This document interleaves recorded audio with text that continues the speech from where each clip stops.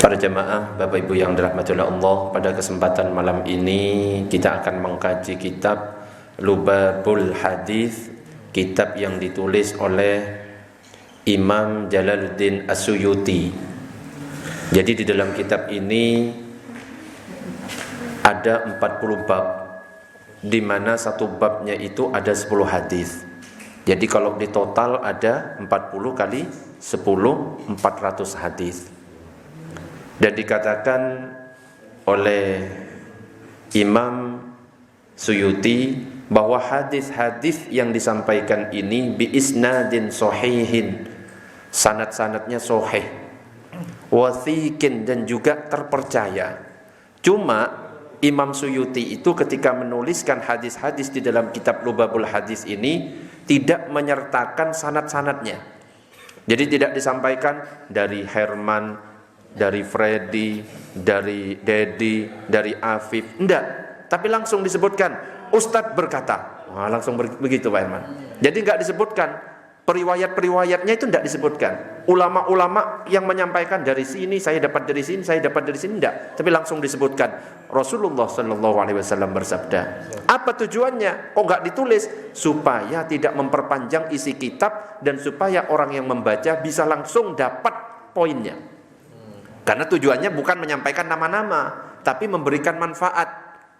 Jadi apa yang disabdakan oleh Rasulullah langsung to the point disebutkan oleh Imam Suyuti. Makanya yang akan kita bahas pertama ini adalah Al-Babul Awwal, bab yang pertama, fi fadilatil ilmi wal ulama, yaitu tentang keutamaan ilmu dan ulama. Dikatakan dalam kitab ini, hadis yang pertama, qala an-nabiy sallallahu alaihi wasallam, bersabda baginda Nabi Muhammad sallallahu alaihi wasallam li Ibnu Mas'ud radhiyallahu anhu. Jadi Nabi pernah bersabda kepada Ibnu Mas'ud. Ibnu Mas'ud ini adalah salah satu sahabat Nabi. Ibnu Mas'ud itu adalah salah satu sahabat Nabi.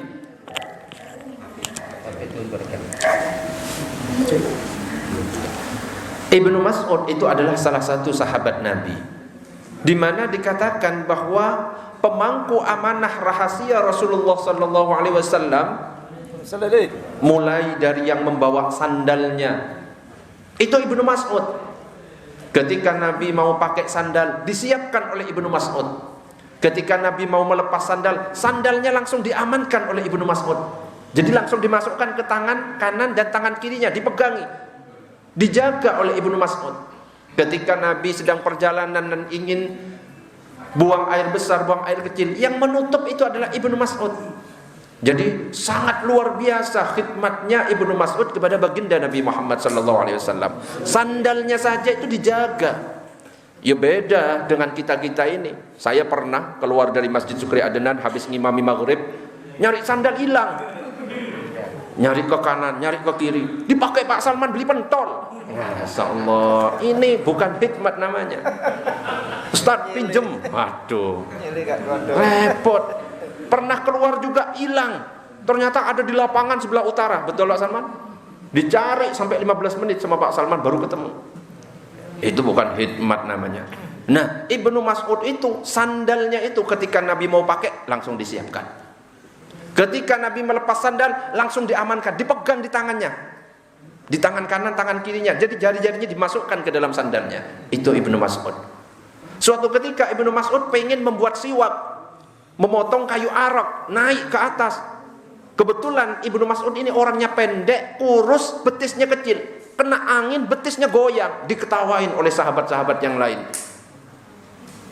Langsung ditegur oleh Nabi, lam tadhak. Qala Rasulullah sallallahu lima tadhakun, kenapa kalian ketawa semuanya? Sahabat menjawab, saya melihat Ibnu Mas'ud betisnya goyang-goyang Nabi, jadi saya ketawa, lucu.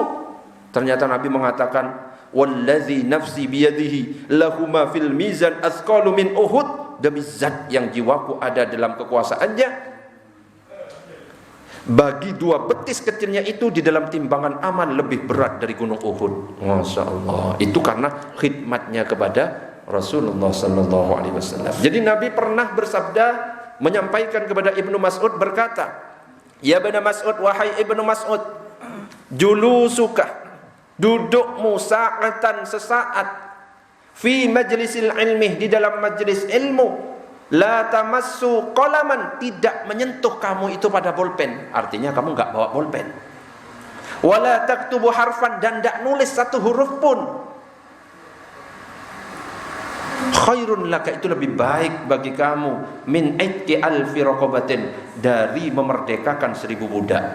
Itu keutamaan dari hadir majelis ilmu. Gak bawa bolpen, gak mencatat satu huruf pun, itu sudah lebih baik dari memerdekakan 1000 budak. Bagaimana kita mau memerdekakan 1000 budak? Sekarang perbudakan sudah tidak ada. Itu gak bawa bolpen, gak nulis, Pak Herman.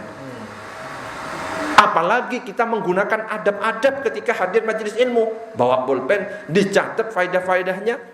Itu lebih jelas, lebih utama. Kalau fotokopi? Fotokopi, fotokopi kitabnya ustadz gitu. Beradab. Enggak beradab itu ya. Fotokopi gak dibocok. Kurang tahu. Akhirnya dibocok.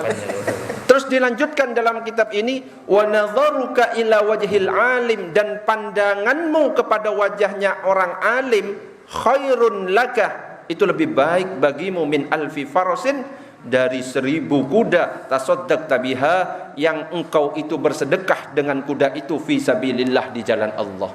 Jadi kalau kita memandang kepada orang alim, pandangan di sini ini pandangan cinta.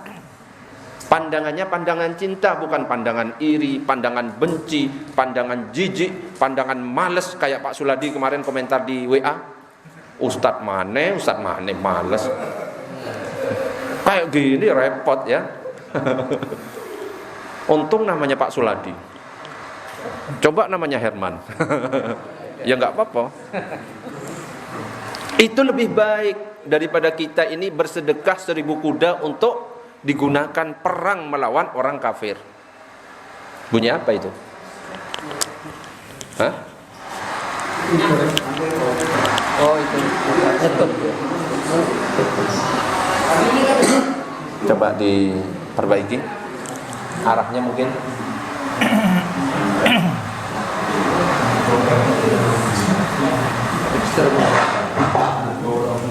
Cek satu.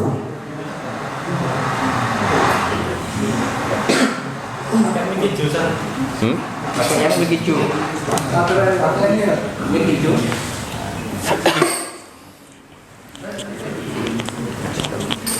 Cek 1 2. Cek 1. Oke, kita lanjutkan.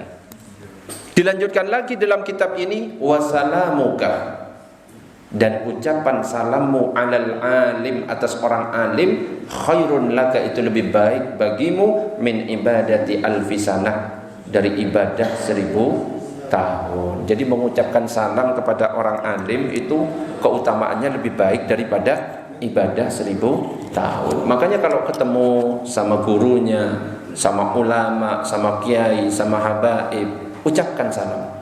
Assalamualaikum. Ya, adab-adabnya seperti yang saya sampaikan dulu-dulu itu. Kalau misalkan ada yang mengucapkan salam, jawab dengan jawaban salam yang lebih panjang. Begitu juga ketika kita mau WA, ucapkan salam tapi jangan disingkat ASS, pantat. Apa sih? Kok iso loh? Terus kita jawab Waalaikumsalam, dibilangi pantat jawabnya Waalaikumsalam, itu kan gak nyambung. Ya, as itu artinya apa Pak Iman? Bahasa Inggris. Apa? As. As itu bisa ASS. ASS. Assalamualaikum. Angel lagi. Sesat. Apa artinya? Asisten macam-macam, bisa asisten, pembantu, ya. Terus kembali lagi bisa assalamualaikum lagi. Dalam bahasa Inggris? Bahasa Inggris, bahasa Inggris. ASS. ASS itu tidak ada. Masa nggak ada? Yang ada itu S. Apa? AS. Sebagai. Sebagai. ASS tak lihat di kamus kok pantat artinya. Wah itu Nipu ya. Ya wis lah. bosen ya. Jadi kalau misalkan kita mengucapkan salam ASS, ada yang nulis seperti itu, tidak wajib dijawab. Ya. Askum tidak wajib dijawab. Ya. Guys, apanya sih guys itu? Gak wajib dijawab ya. Jadi ucapkan assalamualaikum. Nah, Terus dikatakan berikutnya di hadis yang kedua, wa qala sallallahu alaihi wasallam faqihun wahidun mutawarri'un, seorang ahli fikih yang warok. Jadi ada orang alim satu yang dia warok, ya, menjaga diri dari hal-hal yang haram, juga dari hal-hal yang subhat, juga hal-hal yang makruh. Itu asyaddu ala syaitan, lebih berat bagi syaitan min alfi abidin mujtahidin jahilin wari'in. Lebih berat atas setan dari 1000 ahli ibadah yang sungguh-sungguh tapi bodoh meskipun dia warok. Jadi orang yang pintar itu, ya, satu orang pintar itu ternyata lebih berat bagi setan itu daripada 1000 orang ahli ibadah tapi bodoh. Makanya pernah dikisahkan itu ada seorang wali yang mana dengan izin Allah wali ini bisa melihat setan. Setan itu ingin masuk ke dalam sebuah masjid, gak jadi. Mau masuk gak jadi, mau masuk gak jadi. Ditanya, "Hei setan, kamu kenapa kok ragu ingin masuk ke dalam masjid?" "Saya takut kepada orang itu." Ternyata di dalam itu ada 2 orang, satunya lagi sholat, satunya lagi tidur. Loh, takut sama orang sholat? Enggak, saya tidak takut sama orang yang sholat. Terus kamu takut sama siapa? Sama yang sedang tidur. Loh, jadi setan itu takut sama orang yang tidur. Loh, kenapa kamu kok takut sama orang yang tidur? Orang yang sholat itu, katanya setan, itu dia itu orangnya bodoh. Jadi sholatnya banyak salahnya, pasti gak diterima oleh Allah. Tapi orang yang tidur itu orang yang alim. Saya khawatir kalau saya masuk ke dalam masjid, orang yang alim yang tidur itu kebangun sehingga dia melihat orang yang sedang sholat salah, ditegur, diperbaiki dan diterima oleh Allah. Oh, jadi orang yang tidur kalau dia alim lebih baik daripada orang yang ahli ibadah tapi dia bodoh. Allahumma shalli ala sayyidina Muhammad. Yang ketiga juga dikatakan, wa qala sallallahu alaihi wasallam, baginda Nabi sallallahu alaihi wasallam bersabda, fadlul alim, keutamaan orang alim itu alal abid, atas orang ahli ibadah, ka fadlil qamari lailatil badri ala sairil kawakib, itu seperti keutamaan bulan di malam purnama atas seluruh bintang-bintang. Jadi orang pinter itu, ya, orang alim itu keutamaannya seperti bulan, terang benderang. Sedangkan orang ahli ibadah tapi dia nggak punya ilmu, ya cuma cahaya-cahaya kecil kayak bintang-bintang di langit. Jadi jauh keutamaannya. Makanya gunanya kita hadir di majelis ini adalah supaya apa? Supaya pintar. Ketika kita sudah tahu ilmu, artinya kita sudah alim. Meskipun alimnya cuma di bidang ini saja, ya, sudah belajar masalah fikih sholat, ya sudah, kita alim masalah sholat itu, ngerti gitu loh masalah sholat. Hadis yang keempat dikatakan lagi, wa qala sallallahu alaihi wasallam, baginda Nabi Muhammad sallallahu alaihi wasallam bersabda, manintaqala, barang siapa yang berpindah, liyata'allama ilman, untuk menuntut ilmu, ghufira lahu qabla ayyahtua, maka diberikan ampunan baginya sebelum ia melangkah. Jadi kalau ada orang yang ingin menuntut ilmu, sebelum melangkah itu sudah diampuni dosa-dosanya. Ya, saking mulianya orang mencari ilmu. Dalam hadis yang kelima dikatakan, wa qala sallallahu alaihi wasallam, akrimul ulama, muliakan oleh kalian para ulama, fa innahum indallahi kurama, karena sesungguhnya mereka di sisi Allah itu adalah orang-orang yang mulia. Jadi ulama itu adalah orang yang dimuliakan oleh Allah, artinya orang-orang pilihan. Dan tidak hanya itu, makrumun ay indal malaikah, juga dimuliakan oleh malaikat. Jadi ulama itu orang yang dimuliakan Allah, juga dimuliakan oleh para malaikat. Makanya kalau kita misalkan ada perbedaan sesuatu dengan seorang ulama, jangan sampai kita caci maki keulamaannya, jangan sampai kita caci maki kehabibannya, jangan sampai kita caci kekiaiannya. Cuma kita hindari saja yang tidak sepakat dengan dia. Oh, saya nggak sepakat dengan pendapatnya masalah ini. Jangan, wah ini nggak pantas disebut habib, wah ini nggak pantas disebut kiai, kiai sesat, kiai liberal. Wah, itu sudah tidak mau muliakan ulama. Dia tetap seorang ulama. Kalau kita memang cinta kepada ulama, seharusnya kita negur. Negurnya itu bukan di media sosial. Kalau di media sosial kita menegurnya, itu namanya penghinaan. Dan itu yang terjadi sekarang ini. Sok-sok mengkritik, menegur, tapi di media sosial, di YouTube, itu namanya penghinaan. Yang namanya memberikan nasihat itu 4 mata. Didatangi, assalamualaikum Pak Kiai, mohon maaf saya tidak sepakat dengan ini. Gitu caranya. Nah sekarang wis gak punya ilmu, negur, ikut negur.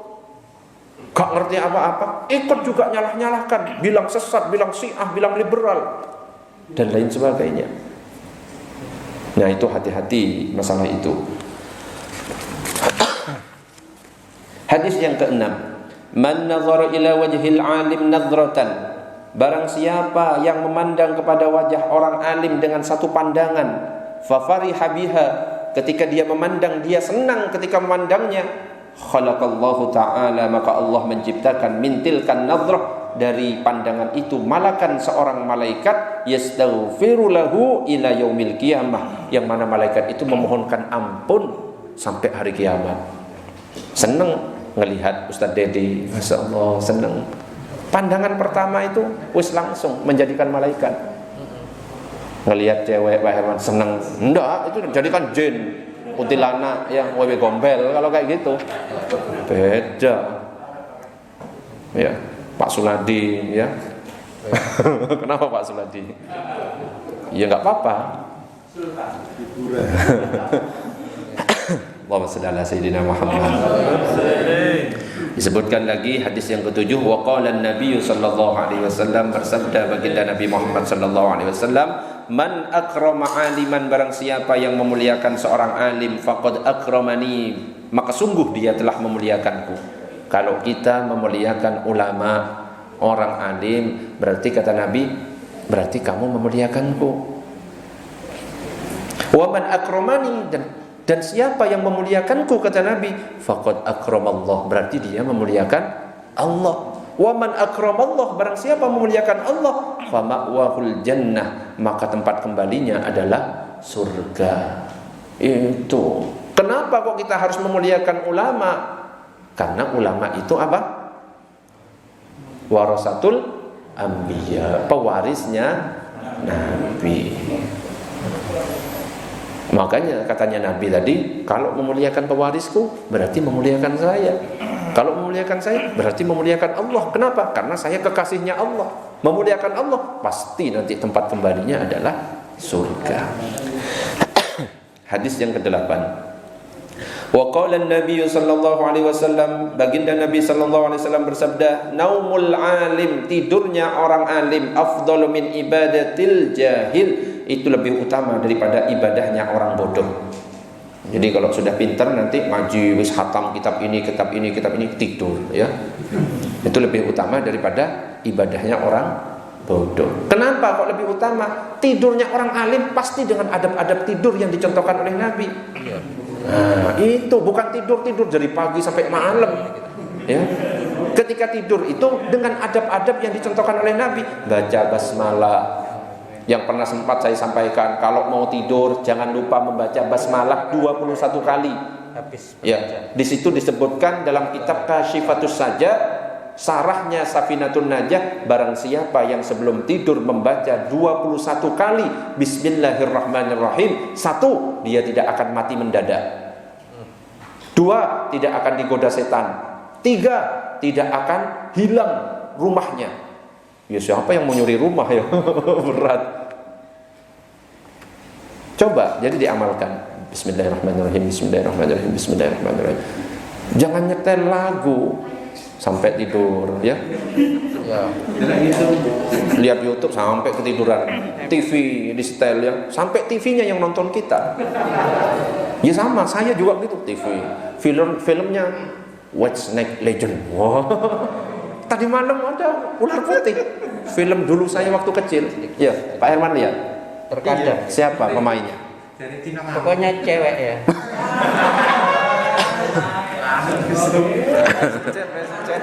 Pai Sujen. Hanwen sampai hafal. Pai Sujen. Hanwen. Terus siapa lagi? Biksu Fahai. Sama lagi Xiaoqing, Pak Ifu. Kok hafal? Wong Sain Herman bukan, enggak masuk itu. Ya, Allahumma shalli ala sayyidina Muhammad. Hadis yang ke-9, wa qala an-nabiy sallallahu alaihi wasallam, baginda Nabi sallallahu alaihi wasallam bersabda, man ta'allama baban minal ilmi, barang siapa yang mempelajari satu bab ilmu, ya'malu bihi, dia mengamalkan, aw lam ya'mal, atau dia tidak mengamalkan, kana afdal min ayyusalliya al-faraqaatin tatawwu'an, itu lebih afdal dibandingkan sholat 1000 rakaat sholat sunnah. Jadi ngaji di sini satu bab. Nah, ini kita ngaji satu bab. Ngamalkan ataupun tidak ngamalkan itu lebih baik daripada sholat sunnah 1000 rakaat.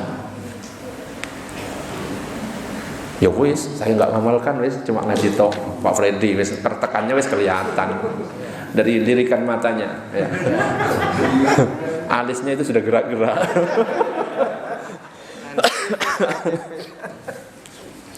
Hadis yang terakhir yang ke-10, wa qala an-nabiy sallallahu alaihi wasallam, barang siapa baginda Nabi sallallahu alaihi wasallam bersabda, man zara aliman, barang siapa yang ziarah atau mengunjungi orang alim, faka'annama zaroni, katanya Nabi, seakan-akan dia itu berkunjung kepadaku.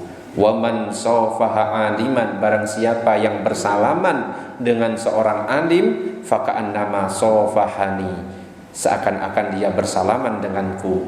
Wa man jalasa aliman, siapa yang duduk dengan orang alim, faka'annama jalasani, seakan-akan dia itu duduk denganku fit dunya, di dunia. Wa man jalasani fid dunya, barang siapa yang duduk bersamaku di dunia, ajlastuhu ma'i yaumal qiyamah, maka aku mendudukkan bersamaku pada hari kiamat. Ya, ini hadis yang terakhir. Kata Nabi, kalau ada seseorang berkunjung kepada orang alim, kepada orang ulama, itu seakan-akan dia berkunjung kepada Nabi. Kenapa? Ulama itu adalah pewaris Nabi. Orang yang bersalaman dengan ulama seakan-akan bersalaman dengan Nabi. Orang yang duduk dengan ulama seakan-akan duduk dengan Nabi di dunia. Kalau ada orang duduk dengan Nabi di dunia, maka kata Nabi, aku akan mendudukkan dia bersamaku nanti di hari kiamat. Mudah-mudahan kita nanti semuanya berkumpul di surga bersama baginda Nabi Muhammad sallallahu alaihi wasallam. Amin ya rabbal alamin.